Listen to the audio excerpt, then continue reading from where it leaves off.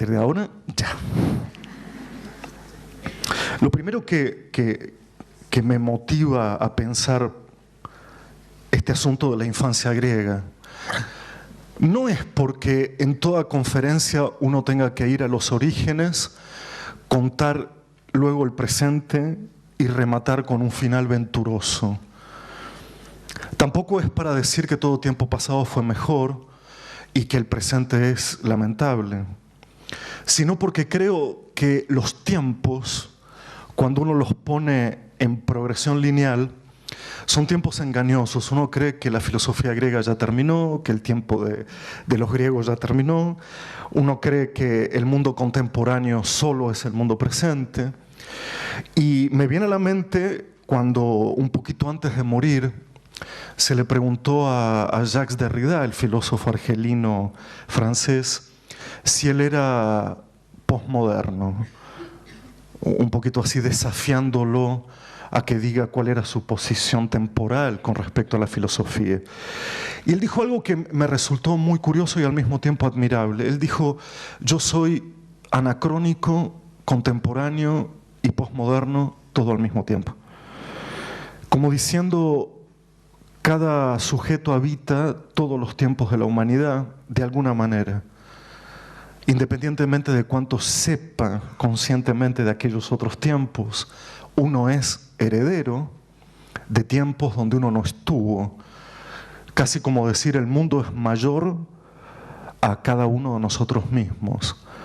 Y recordemos esta pequeña frase banal: el mundo es mayor que nosotros mismos, porque de alguna manera de eso se trata el dilema educativo.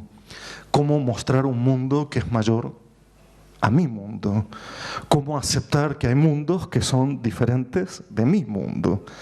Cómo dar posibilidad a mundos que no son los míos. A mí me parece que esto es un tono adecuado para plantear preguntas educativas que no están apuradas ni están presionadas por reformas, ni por ministerios, ni por nada. Simplemente son preguntas a hacerse con respecto a qué nos pasa en la educación.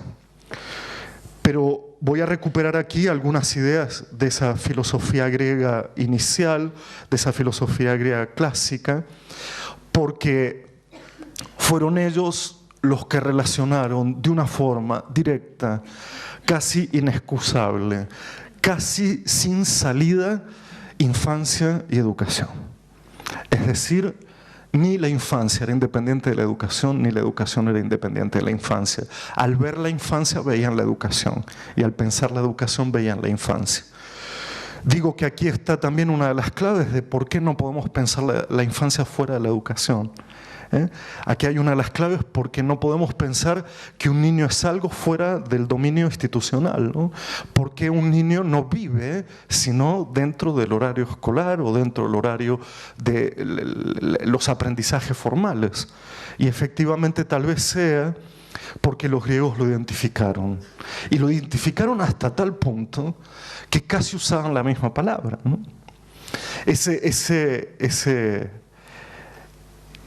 Ese pie de palabra, pais, que puede ser paternidad, que puede ser polis, como ciudad, que puede ser ciudadanía, también era el origen de la paideia. Paideia griega, ustedes lo saben muy bien, es lo que hoy traducimos como pedagogía. Sin embargo, está claro que no era la única palabra que usaban los griegos, mucho menos en los mercados públicos, para hablar de la infancia. Y a mí me gusta mucho una expresión que se ha subestimado muchísimo. Y los filósofos de la educación, los que hacen historia de la infancia, han puesto de relieve la paideia como identificación con la infancia y se han olvidado que hay ahí, por lo menos para mí, dos términos que también forman parte de esto que no es filológico. Esto está en el cuerpo del niño, ¿no? Cuando uno dice, el niño es heredero de una palabra que lo designa, ¿no? En este sentido. Y esas dos palabras, esas dos expresiones, una, como ustedes saben, es neos, es decir, lo nuevo, lo novedoso, lo que de alguna manera llega al mundo y no se sabe lo que es. Y también una palabra latina, no griega, que ustedes la conocen porque es infantia, ¿no? Infantia, que literalmente quiere decir sin lenguaje, pero también quiere decir incapacidad para hablar. Bueno, aquí ustedes tienen una combinación explosiva. 3 términos, 3 formas de nombrar lo educativo, lo nuevo, lo incapaz. Y aquí se puede ya montar algunas líneas argumentativas tradicionales en educación, como por ejemplo, hay que educar porque es incapaz de. Hay que educar porque es incapaz de. Pero también en una línea más ligada a cierta filosofía de Hannah Arendt, una filosofía tal vez más femenina, hay que educar porque llega a lo nuevo. Y hay que recibir a lo nuevo. Pero de aquí se abren panoramas absolutamente distintos, de tal manera que hasta yo podría aquí decir, bueno, muchas gracias, terminé, hablemos de esto. Hablemos simplemente de los efectos de las palabras pais, neos, infantia, para entender cómo funciona el discurso a propósito de la infancia. Sin embargo, yo creo que estas son terminologías que tienen valor en cuanto luego se resuelven, se cristalizan en imágenes. Es decir, no es apenas los modos de nombrar, sino, voy a utilizar una palabra que Esteban usa muchas veces, sino los modos de crear escenas a propósito de donde los discursos crean fronteras. Es decir, esas escenas se vuelven congruentes con un discurso y hay que ver cuánto esas escenas resienten de la llegada de lo nuevo, es decir, de la infancia como nuevo. ¿Se puede sostener la escena o hay que repensarla cada vez en este sentido? Paideia es hasta ahora, digamos, hasta que no pase algo diferente, no lo cito, sino que hablo en nombre de él, conducir a la infancia al mundo desdichado del adulto. Es decir, lo que está tratando de decir es, educar significa arrancar a la infancia espera un poquito,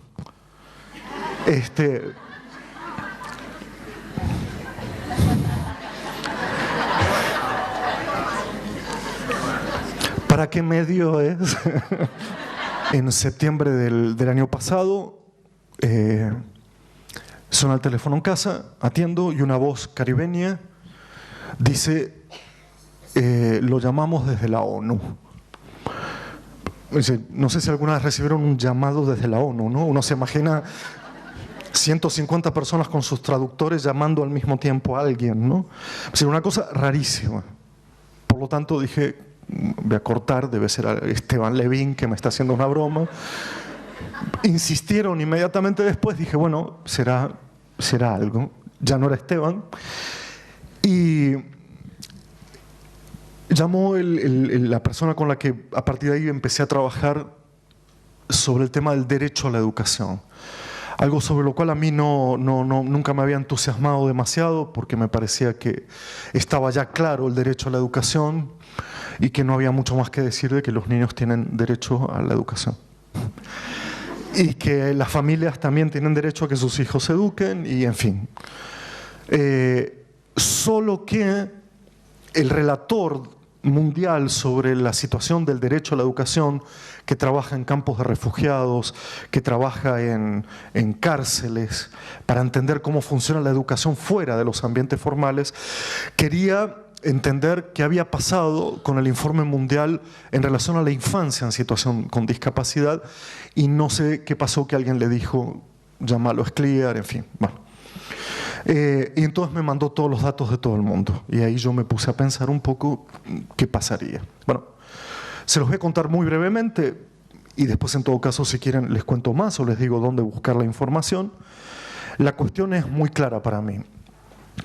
Desde los años 70, fines de los 70 a esta altura, se han hecho 2 promesas en el campo educativo, 2 promesas muy publicitadas, llenas de parafernalias, de nuevas editoriales, de nuevos libros. Una promesa es la promesa de la diversidad, a la cual podemos llamar el paraíso de la diversidad. Digamos, finalmente estaremos todos juntos, reunidos, uno de cada cosa. Bueno, la publicidad de Benetton Digamos, una mujer, un negro. Siempre se olvidan del hombre blanco normal, digamos. Y del otro lado, en una fórmula un poquito más acotada, otro paraíso, que es el que uno humildemente ha llamado la promesa del fin de la tiranía de lo normal. Digamos, uno al leer las promesas de la inclusión o de la integración, digamos, en términos históricos, lo que entendíamos como algo quizá novedoso, solo novedoso, era un poner en tela de juicio la idea de lo normal. Se suponía que si entraba un cuerpo inesperado, deberíamos renunciar a la idea de la existencia de un cuerpo único, ¿no?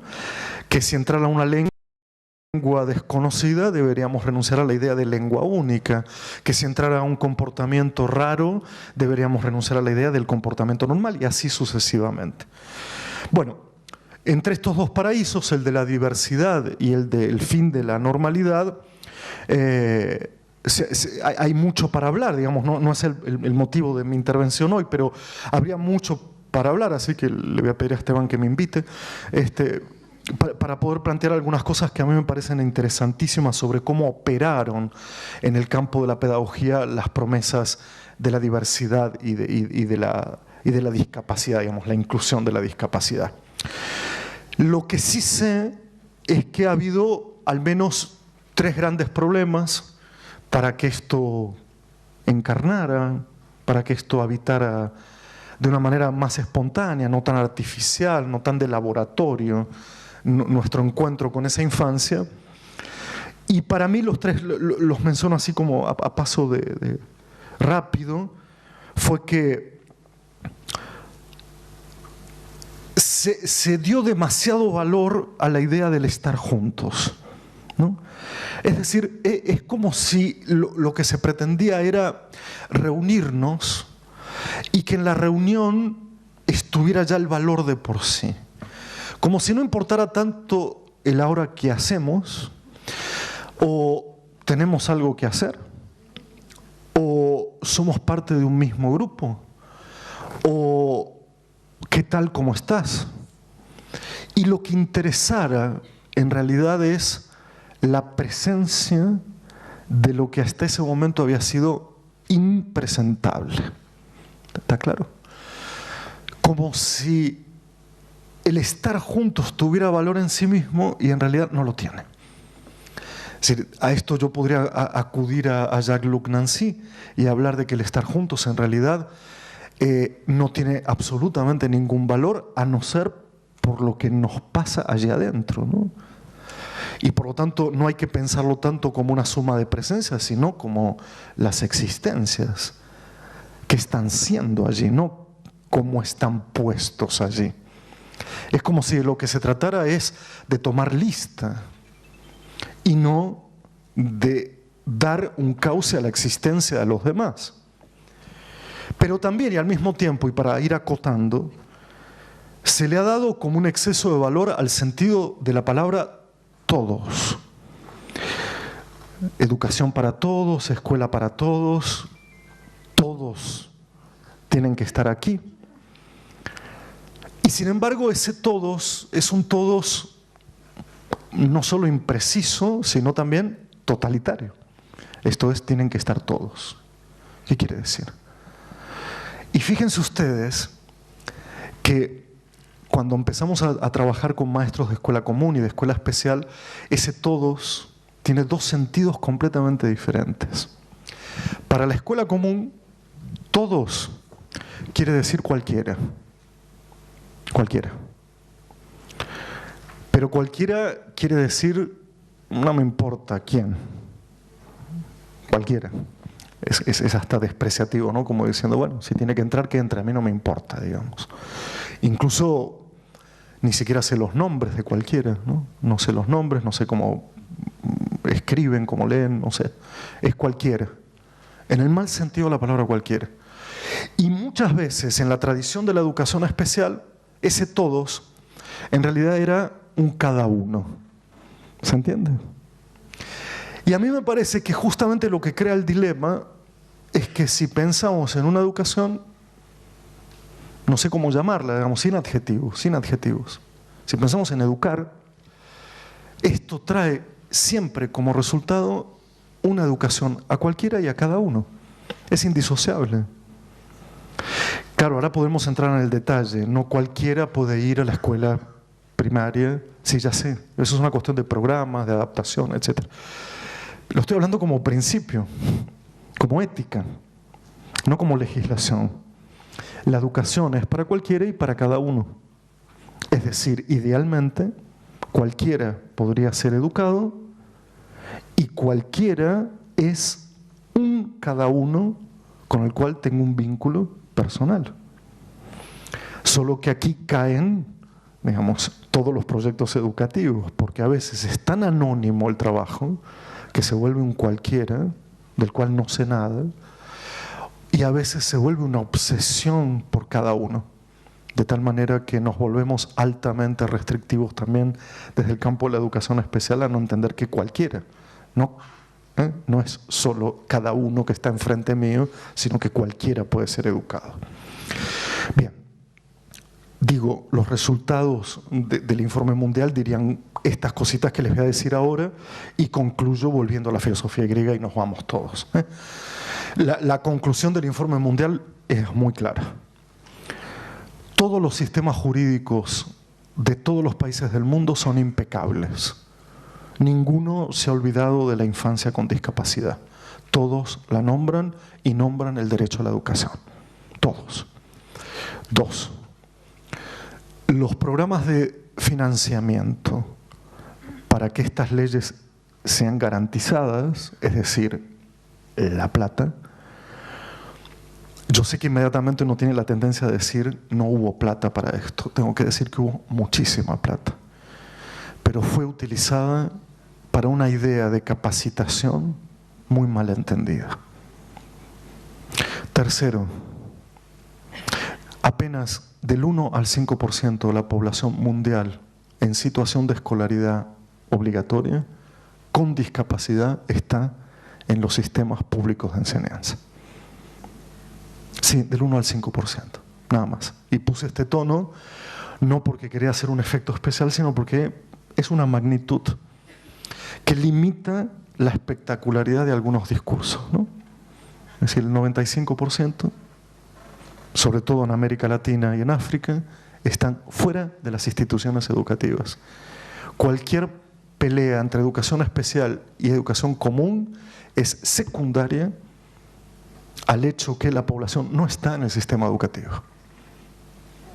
Y por último, en este conglomerado de conclusiones mundiales, no hay en nuestros continentes, América Latina y África, ningún proyecto de seguimiento oficial sobre las situaciones de integración de esa escasísima población que se ha integrado.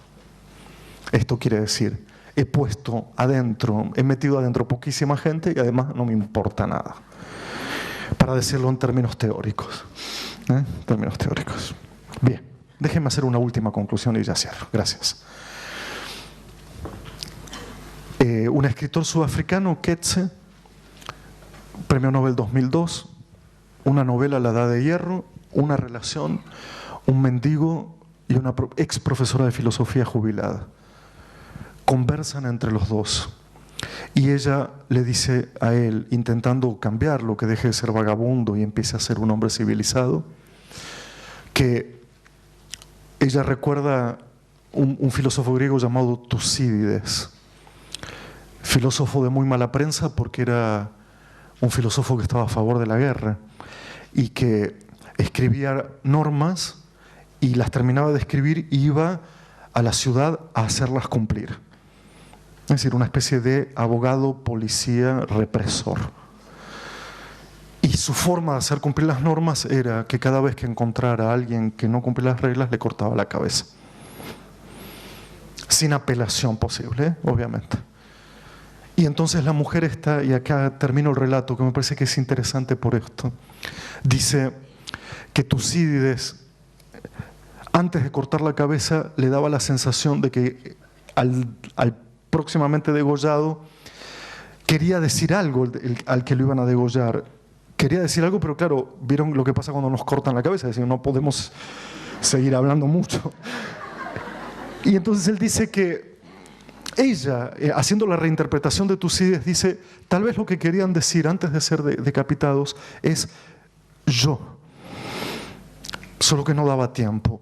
¿Y qué es ese yo? Yo también quiero ser considerado una excepción. Es decir, yo quiero tener el beneficio de la duda. Yo tal vez no sea el que cumpla la norma, pero puedo explicarlo. Y entonces, de resultado de todo eso, viene para mí lo que es central en este asunto, que es, no es la norma lo que está en contra de lo anormal. El tiempo es lo que produce anormalidades. Porque dice esta profesora de filosofía, este personaje, si tuviéramos tiempo para conocernos, para conversar, no habría normalidad. Es decir, si yo tengo tiempo para charlar con vos, si tengo tiempo para conocerte, pues nunca diría, resultado de mi charla, anormal o normal. Es una conversación. Sin embargo, hoy lo que reclaman todos los docentes en todos los lugares del mundo es tiempo. ¿Tiempo para qué? Para planificar, no se lo doy. Para conocer y conversar, todo el tiempo del mundo. Porque de esa manera la norma se quitará del medio. Gracias. Todos lo mismo es inherente a la escuela. Ahí no cabe sospecha alguna y es efectivamente el punto álgido de por qué estos paraísos prometidos terminan en castigo, ¿no? Que es justamente el hecho de que hoy ha cambiado en parte el mandato. Fíjense que antes nos decían que había que enseñarle a todos lo mismo y hoy algunos dicen que hay que enseñarle a cada uno cosas diferentes. Y esto es por ahora un imperativo, digamos, es una imposibilidad mayúscula, digamos, pasar de la homogeneidad a la heterogeneidad sin pasar por el caos, es decir, sin pasar por la palabra de Saussure, lo heteróclito, es imposible, es decir, no se puede pasar de la homogeneidad a la heterogeneidad manteniendo la compostura. Todo principio de heterogeneidad es un principio de caos y de desorden. Entonces, cuando se pregunta cómo cambiar la mirada, bueno, no sé cómo cambiarla, pero sí digo que se trata de una mirada que se desordena. Se trata de una mirada que pierde el orden. Se trata de una mirada que pierde el control. Y por lo tanto, para mí siempre incluir, y lo he charlado más de una vez con él, y decir que sí, por si no es verdad, tiene que ver con caos. Mientras tanto, los sistemas educativos buscan todo el tiempo la homeostasis de laboratorio, ¿no? Entonces es muy impresionante ver que cuando uno dice qué efecto provoca institucionalmente la llegada de un cuerpo inesperado, no hay ninguno, de lo más bien estamos. ¿Cómo estamos de lo más bien? Es decir, es que algo tiene que pasar y no necesariamente en el orden de lo espectacular, algo tiene que pasar en el orden de lo mínimo. Algo se me ha corrido y por lo tanto desde ese corrimiento algo puede volver a pasar. Si no es como que entramos lo nuevo al orden de lo viejo y ya está. Y de eso se trata, bueno, entonces dejemos de escribir libros, Esteban, porque no sé para qué tanta historia. ¿Qué opina acerca de...? Hay varias. Algunas te piden que des ¿de dónde sacaste lo del coso mundial? La gente que está interesada en ver lo del informe mundial de la ONU, no lo saqué, lo hice.